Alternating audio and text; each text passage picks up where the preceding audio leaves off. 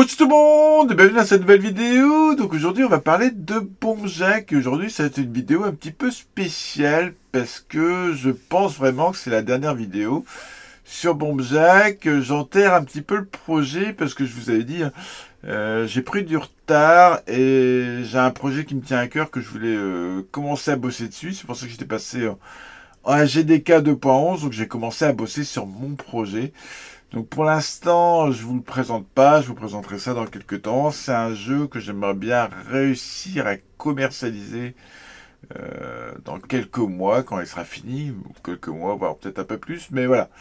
C'est un gros projet qui me tient à cœur, donc je suis en train de bosser dessus, donc voilà, forcément, j'ai un peu moins de temps sur Bomb Jack. Donc pour clôturer un peu l'aventure Bomb Jack, parce que je l'ai dit, Bomb Jack, c'était vraiment à la base juste un tuto pour vous apprendre à programmer.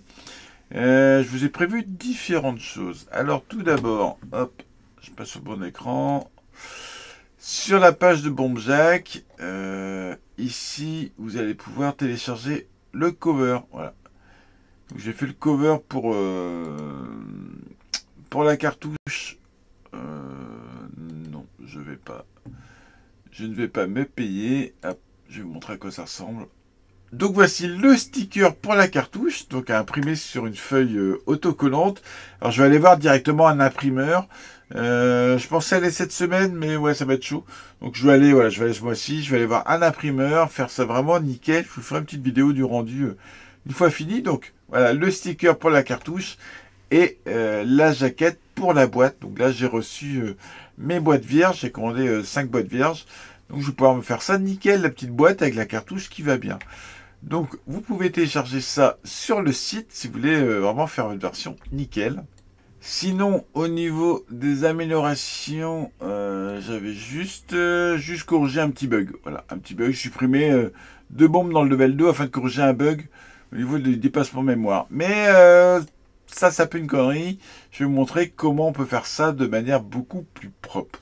Donc là, l'idée de cette vidéo, je vais pas coder là devant vous, je vais juste vous expliquer quelques corrections et optimisations que vous pourrez apporter à votre jeu. Tout d'abord, des trucs qui peuvent être vraiment sympas à faire. Je l'ai pas là, je sais même plus où je l'ai mis. Hop, voilà, dans le main. Pour le personnage. Le personnage, je vous rappelle, tout ce qui est saut, donc tout ce qui est Y, je l'ai mis en fixe 16. Voilà. Bah, ça serait vraiment pas du tout déconnant de faire la même chose pour le X.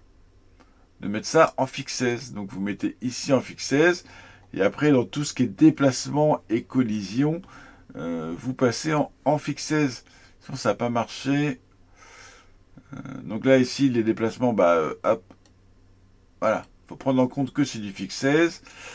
Et je crois que c'est dans le level qu'il y a les collisions, voilà, les collisions plateforme.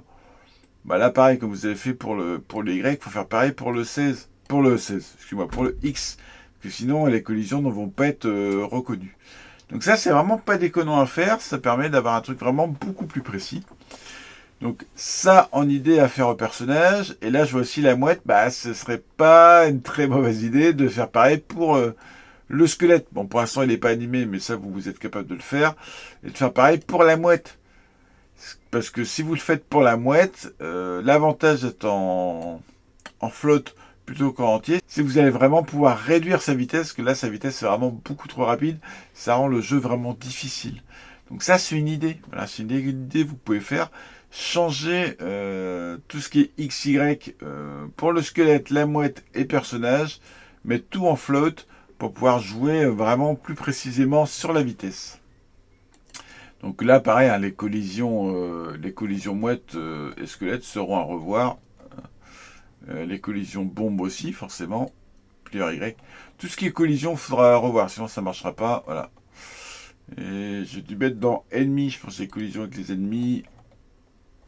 Collision squelette, collision mouette, voilà. Donc là, pareil. Donc ça, je vous invite fortement à le faire. Ce sera déjà un très bon exercice. Et puis, ça va rendre le jeu vraiment plus sympa. Et puis, une fois que la mouette, sa vitesse est baissée, bah, vous pouvez virer le système de pause. J'ai peut-être laissé dans l'ennemi.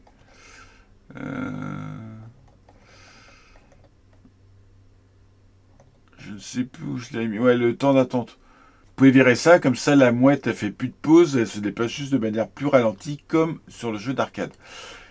Donc ça, c'est les améliorations que vous pouvez apporter. Mais surtout, je voulais vous expliquer un truc. Alors, je sais pas pourquoi je l'ai fait comme ça à la base. C'était plus simple, je pense, pour vous expliquer. Mais c'est un petit peu une connerie. Et c'est pour ça qu'il y a le bug ici. Voilà. Je pense que le bug, il vient de là. Yep, je vous montre. Sur la création de nos niveaux, hop, une fois qu'on récupère nos niveaux, on passe tout en sprite. Les bombes, le sol, les squelettes, les mouettes. Et bah c'est une connerie.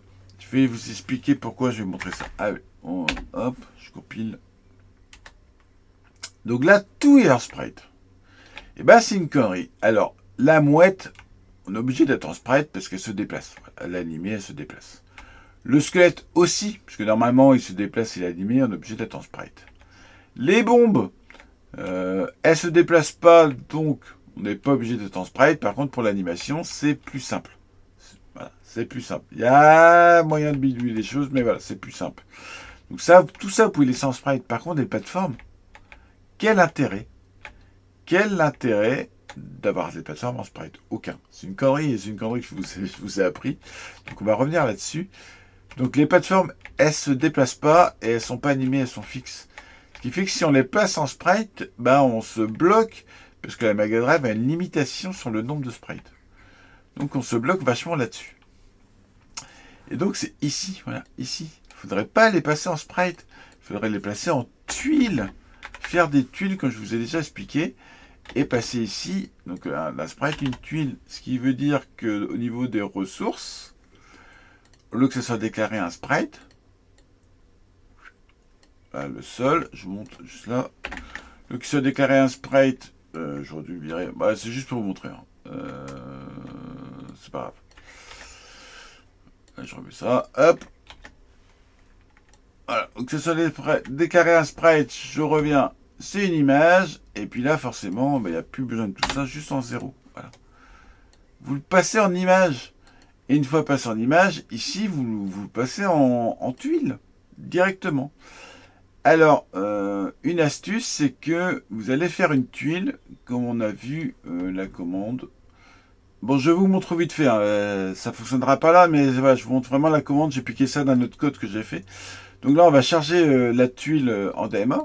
Donc, on lui met une valeur de stockage. Donc, je ne sais plus où on est arrivé à Bourbiac, mais voilà. Comme ça, on charge la tuile, donc ça appellera bien sûr pas T-monde, mais T-sol. Hein. Non, I-sol qu'on a dit, image sol. I-sol, voilà. Voilà la tuile. Et après, ici, on l'affiche comme ça. Tac. Je vous laisse prendre en compte la commande. Ici, si on a mis 10, hop, on la recharge ici en 10. Le background, donc, il faudra gérer avec le fond. Je ne sais plus en quoi on a mis le fond, si on a mis en A ou en B, donc il y aura ça à gérer. La palette qui correspond bien sûr à la tuile, je ne sais plus laquelle on est. Ça, la valeur ici qu'on la déclare. X, donc ça sera pas bon, ça sera ici, on reprend la même chose que ça pour la position. X, j'ai mis le 16. Ah, non, excusez-moi, X fois 16, ta. Et ça, on lui dit de remplir une case de une par une. Et ben, c'est pas vrai, puisque la tuile, on retourne dessus, où c'est qu'il est, le sol. Donc une tuile, c'est toujours 8 par 8, et là, nos plateformes, on est parti sur du 8 par 16. Donc vous allez devoir la couper pour régénérer le fichier sol, faire un fichier de 8 par 8. Et c'est pareil, c'est que ici, vous allez déclarer donc une case en hauteur et 2 en largeur. Voilà, voilà le principe. Bon là, ça ne fonctionnera pas parce que là, c'est fait à l'arrache, entre guillemets, mais je vous explique le principe. Et comme ça, quand vous allez déclarer comme ça, vos tuiles elles vont s'afficher normalement, vous ne verrez pas de différence. Au niveau de la collision, vous ne verrez aucune différence, que la collision se base sur le tableau, ici, hop, sur le tableau, et non sur le sprite en lui-même. Donc vous ne verrez aucune différence. Par contre, vous allez économiser, je sais plus, voilà ici. Par contre, vous allez économiser vachement en ressources au niveau de la Mega Drive parce que ça sera plus des sprites. Donc chaque plateforme virée mis en tuile, vous gagnez au niveau ressources sprite. Donc ça, c'est quelque chose qui est vraiment super important à faire. Là, sur Bomb Jack, ça passait. Bon, il y a un niveau où ça a merdé parce que le niveau a vraiment beaucoup de bombes, beaucoup de plateformes. Donc on est arrivé justement à la limite. Mais sinon, ça passait pour Bomb Jack. C'était un peu juste, mais ça passait.